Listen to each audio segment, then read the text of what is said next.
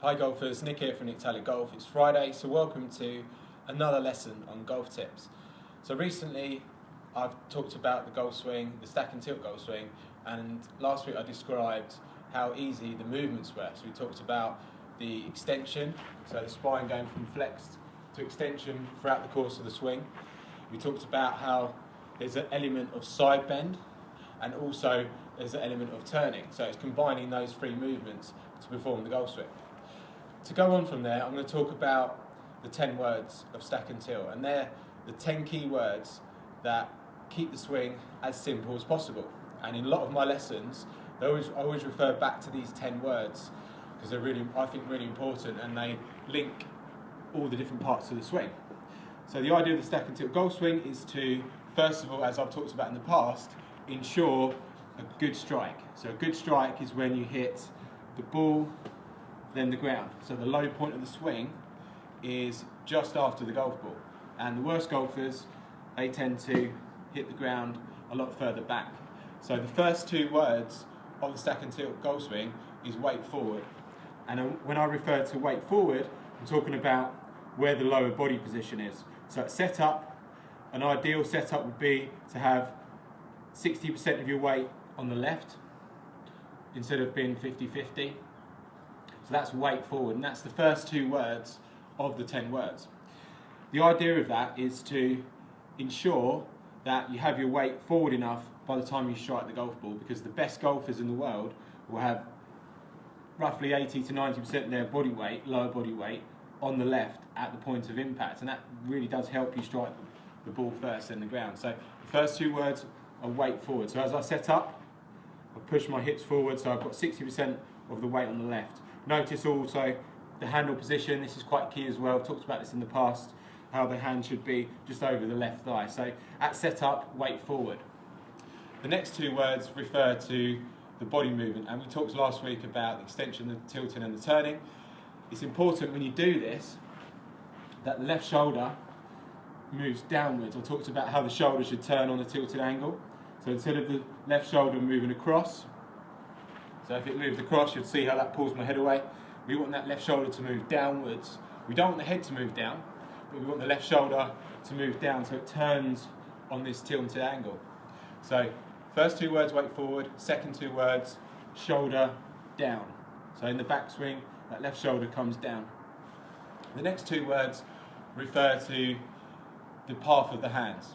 So I've got my weight forward, the shoulder is starting to move down, and as I swing back, I want my hands to move inwards on an arc. So the next two words are hands in. It's important when you do this, notice as I start my swing, my left shoulder moves down, my knee flex begins to change. That's going to help me bring my hands in. So that's important. If I keep this knee bent, I find it a lot harder to bring my hands in, and it restricts the length of my swing. So we've got weight forward, shoulder down, hands in. The next two words refer to the arms. So when I swing, I want to try and keep my arms as straight as possible. In the backswing, the right arm will bend, and in the follow through, the left arm will bend. But at impact and just after, we want those arms to be pretty straight. Some golfers will have the right arm a little bent at impact, but by the time I hit through, I want to keep the arm straight. So the next two words are arms straight, and that's really important when you swing. I see a lot of golfers, as they swing back, flexing the arms, and that makes it very difficult to have any sort of consistency in your swing. So you probably, if you're bending your arms, you probably want to feel they're straight as possible. Even though this is bent, I feel like I'm stretched out as much as I can. At the same time, I'm still making sure I get the correct body movement. So we've got weight forward, shoulder down, hands in, arms straight. And then the final two words are hips tucked. So in the finish, I'm looking at the hips being tucked under the shoulders, and that gives me that impression of that extension in the body. Notice how my knees aren't bent here. Notice how my legs are a lot straighter. The belt is raised as I've gone through, but the hips are tucked under the shoulders. So that's the finish position, and that gets your hips forward enough as you swing through. So I've talked about this in the past, but the weight position is 60-40 at setup. It stays there on the lower body, and then as I start down, it progressively moves forward, sort of 70, 80, 90%, and then 95.5 on the finish. So there's 10 words there. Really key words. I always refer to them in my lessons. A lot of the time it refers back to those. So sometimes I might give the person, make sure you get the weight forward, then concentrate on shoulder down. So it may not be all those 10 words in one go, but a lot of the time I do refer back to them. So to keep the swing as simple as possible, try and think about those 10 words and maybe go and practice them. So, set up, weight forward, shoulder down, hands in, arms straight, and hips tucked. Let's do that again.